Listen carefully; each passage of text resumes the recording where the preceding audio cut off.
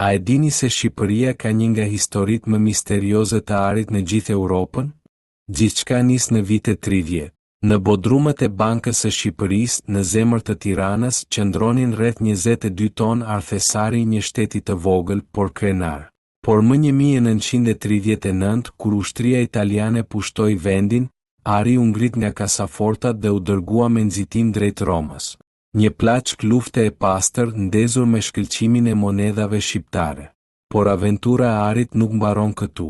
Pas kapitullimit të Italisë, Thesari ra në duart e Gjermanisë naziste, duke nisur një udhëtim të errët nëpër trena ushtarak, tunele sekrete dhe banka europiane.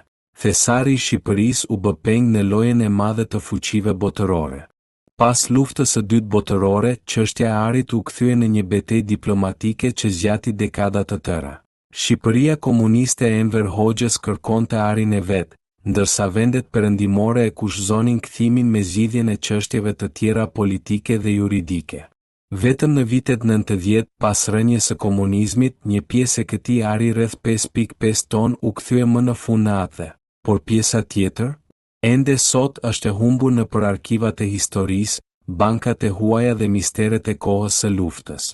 Dhe kështu pyetja mbetet, ku shkoi ari i Shqipërisë? Një histori intrigash, pushtimesh dhe negociatash që na kujton se edhe metalet më të forta mund të zhduken, por kujtesa, jo.